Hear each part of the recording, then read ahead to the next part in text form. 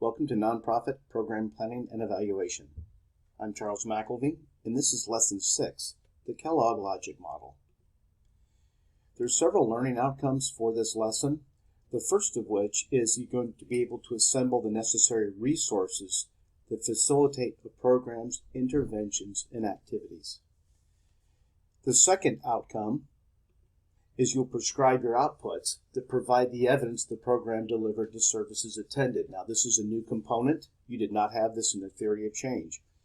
So here you're going to be stating exactly what the output is of the organization, giving evidence that you delivered your service. You're going to explain how a program's outputs will be used in program communication and evaluation. Lastly, you're going to be able to depict the high-level, easily understood design of the program via the Kellogg Logic Model. Now, the thing to be aware of right off from the beginning here is that the theory of change and the logic model are complementary. They're not competitive. It is not an either-or. It's not deciding whether you're going to use the theory of change or the logic model. You're going to use both for different circumstances. So in the logic model, it's going to be your high-level illustration of your theory of change. Think of this as your 30,000-foot depiction of how the program is wired together. It's similar to a wire diagram or a wireframe. It clearly identifies your resources, activities, outputs, and outcomes. And you're going to see this causal chain all on one line. Again, it makes it very easy to make the connections. And here we come to the third aspect of the logic model, is it provides this immediate visual test of your outcomes pathway. So if there's anything that doesn't connect the way it should after you've laid everything out in the logic model, you're going to spot that pretty quickly, and you'll be able to take corrective action. And this shows the what and how of outcomes achievement, not the why. The why has already been established through the theory of change. So this is going to be probably what you're going to show donors. You may show this to different stakeholders and how things are connected. But you're most likely not going to be bringing out the theory of change in a fairly routine manner. This is going to be the document you're probably going to refer to the most when connecting with other people and telling them how the program works. So the connection is, what is a logic model? Well, it's put together really into these two big pieces here. It's what you're planning to do and what the results are of all that planning. And within planning, you've got two pieces. You've got the resources that you need and the activities that you conduct. Now, when you put those things together, they produce outputs and outcomes. So just put that in your mind that there's two halves to the logic model, what you planned and what you intended.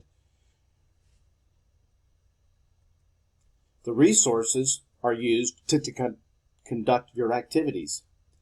Then once the activities are completed, there's a result of that. I'm going to conduct a budget class, which is my activity. And as a result of that, I intend to teach 12 students how to budget. And the outcome of that is they learn how to budget, then they start budgeting, and hopefully their condition, their financial status changes as a result. Notice how it moves from left to right. Here's an example of a youth program logic model. Now, what I want you to note is that there is no perfect logic model. Everybody does their logic model differently, and your logic model should reflect how your program is put together. You'll see that this example has been color-coded, so it's very easy to spot what column is doing what thing. So you've got resources all the way under the left, all the things you need to conduct the activities. And note the arrow connections. This is extremely important. You want every box to connect to another box. If you have a box that connects to nothing, that's a break in your logic pathway, and you need to probably get rid of that box or do some more work in that box looking for its connections. So we've got our resources, we've got our activities. Whoops, sorry about that. In the outputs here, the outputs are listed. A caring school environment. An output of this creative positive atmosphere is creative activities. The shortcoming that I do see in this is you don't have output indicators. You don't have any specifics. So for instance, when you get down here to youth independence, from exploring youth contributions and strengths, how many of these things were conducted and how many youth now have youth independence or establishing boundaries, etc. But it's still pretty good. And then you come over here to short-term outcomes, and then these lead to long-term outcomes. And something else I'm seeing here also is that you don't have, in this example, intermediate outcomes. And not everybody does. So that's something to remember is, again, what are you trying to communicate to your stakeholders? And by and large, that's going to dictate the design of your logic model. But at a bare minimum, you want to see these arrows and these causal pathways, these outcomes pathways, clearly indicated from left to right.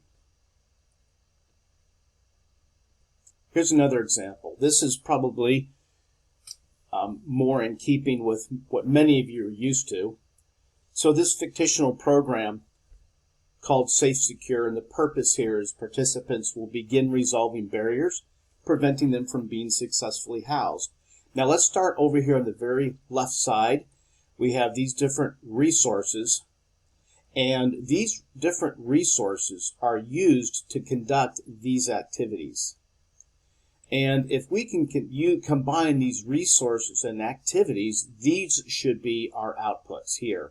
So here you can see we've gotten very specific number of case manager meetings and the number of participants that attended case management. That comes right out of this right here, this activity of case manager meetings. And the resource needed for that is case managers. So if we want to draw an arrow, it would be from case manager to case manager meetings to these outputs right here. Those lead us to the short-term outcomes, changes in attitudes, skills, and knowledge, and then we have these intermediate-term outcomes. That happens next, followed by our long-term outcomes. So the short-term outcome, if those take hold, take root, then you end up with an intermediate-term income, which is a change in behavior. That stays long enough, you have a long-term outcome, and that leads us back to the whole program purpose, which is resolving barriers, preventing people from being successfully housed. Now you can also do this in reverse. You can start off with the program's purpose and say, well, how do we get to this purpose of resolving barriers? Well, we do that by seeing them successfully housed. Then the question is, well, how do we see them successfully housed? Through these means right here. They're using primary and emergency medical care appropriately. These are the behaviors that facilitate this change in condition. Well, the question then is, how do we facilitate these change in behaviors? It's through these changes here in the short-term outcomes, changes in attitudes, skills, or knowledge. Well, then how do we bring about these changes in attitudes, skills, or knowledge? We do it through seeing the outputs and the activities happen. So these activities bring these kinds of outputs. And of course, the activities are dependent upon the resources that you have over here on the very left-hand side. So these are the high-level connections you'll need to be able to make when you do your logic model. These have already been provided. These are coming right out of your theory of change.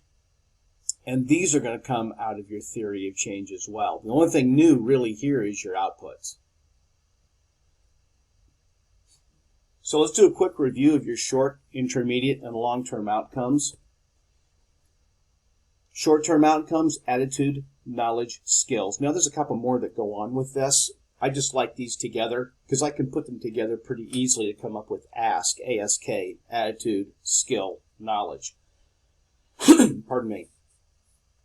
Then our intermediate term outcomes are our behaviors, and then the long term is the condition. So examples of a change in attitude, skill, or knowledge: a person learns the causes of addiction. They learn about spiritual discipline. They possibly attain the skills to maintain sobriety. An example. Here's another example. They have a change in attitude. They value budgeting. They have the knowledge about budgeting and the skill as they can set up a budget. So those attitude, skills, and knowledge, if acted upon once program completion, that will lead them to these behaviors. They'll maintain sobriety and attend church weekly after the program. They'll set up and follow a budget for a year. So those are all focused on behavior, maintaining sobriety, attending church, setting up and following a budget. Those, having been established, lead us to a condition.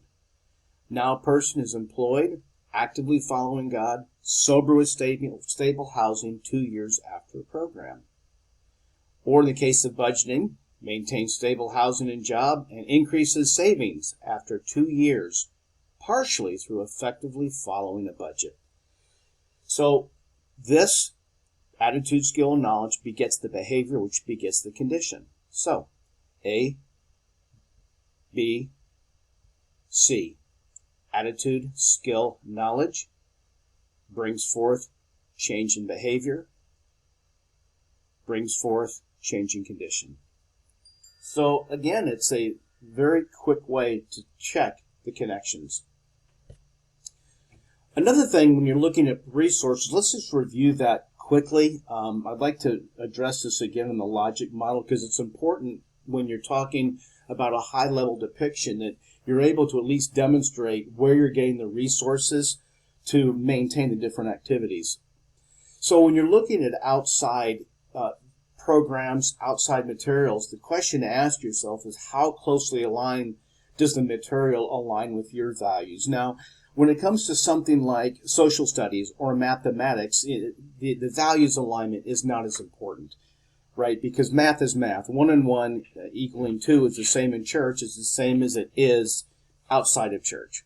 But when you're hitting things that are more philosophical in nature, maybe more sociological in nature, it's important that you really drill down into those values to make sure that you've got the right kind of alignment, because you don't want to bring in material that's clearly outside the norm of what your program is about or the organization. Another consideration is, does it cost more to build it than to buy it? So you may be able to say, well, I can just use a staff member to build it and save ourselves some cash, but there's something in the business community we call opportunity cost.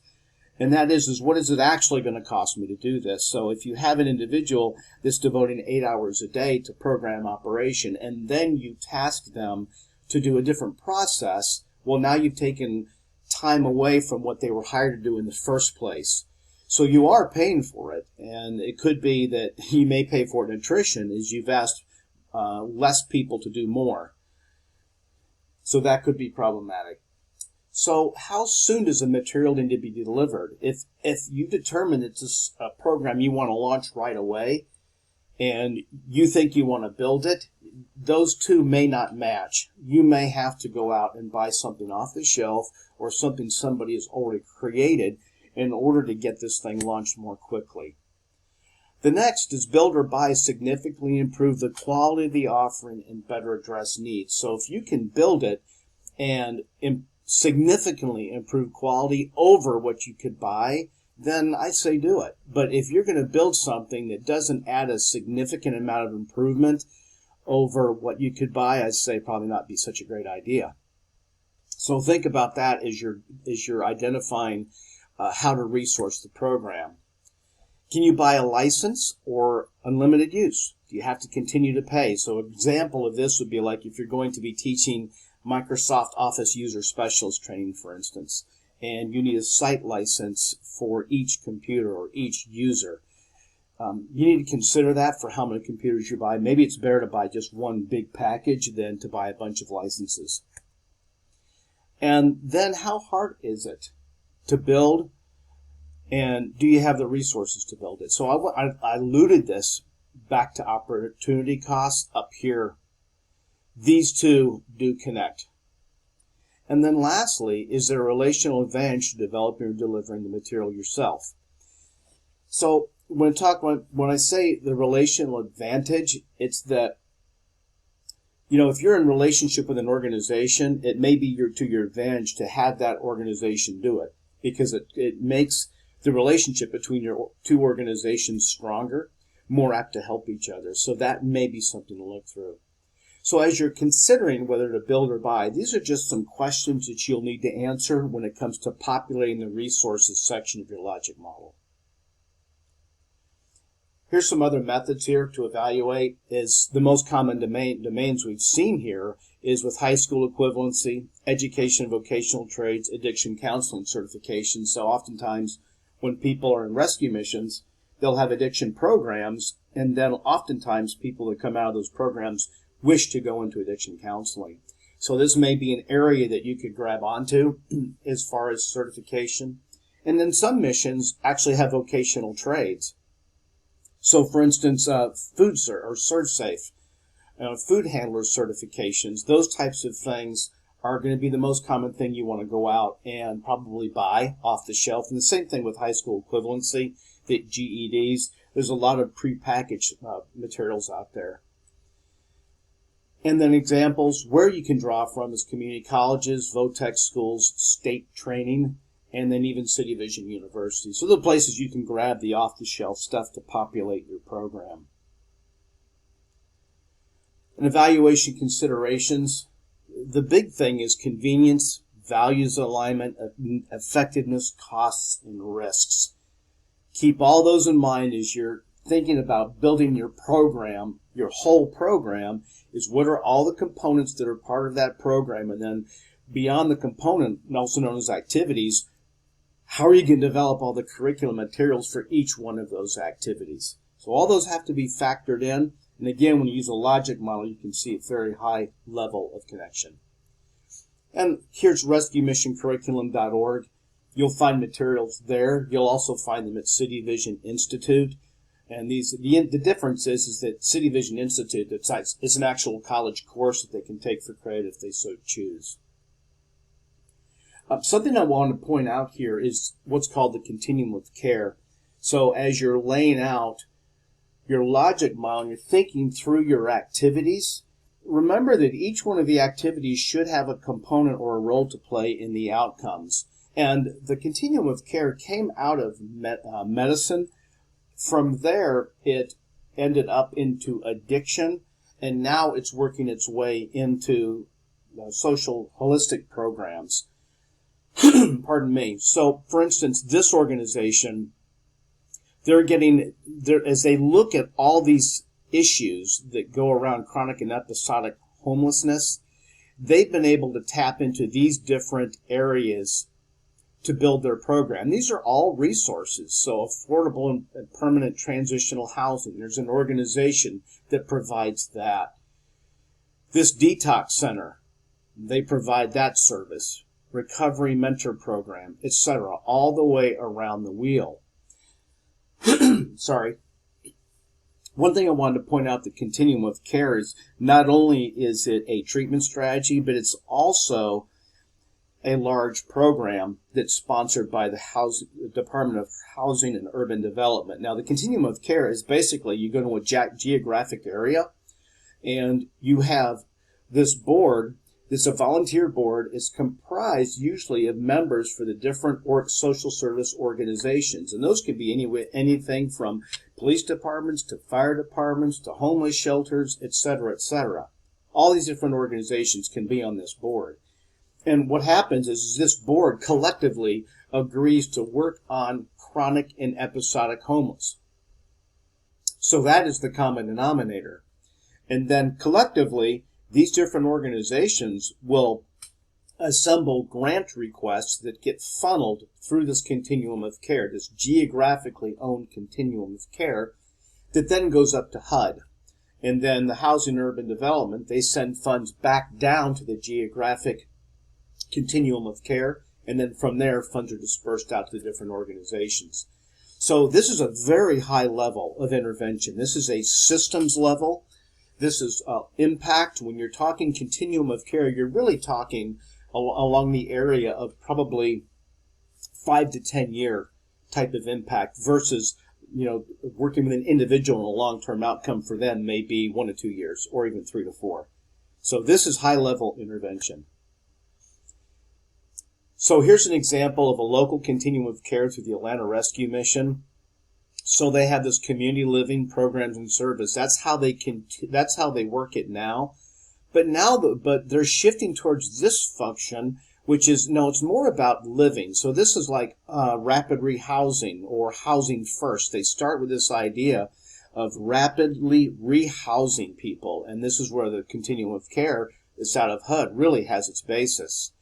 And then from there, we have these wraparound services. So where do we get the physical programs? Where do we get the emotional support, spiritual support, social support, and vocational support to this individual once we have their living arrangement taken care of? So that's a way to view that. We just wanted to make you aware of that. If you go on your search engine and you search on continuum of care, you will see these two clear distinctions of local service delivery and strategy versus something that's on a geographic scale.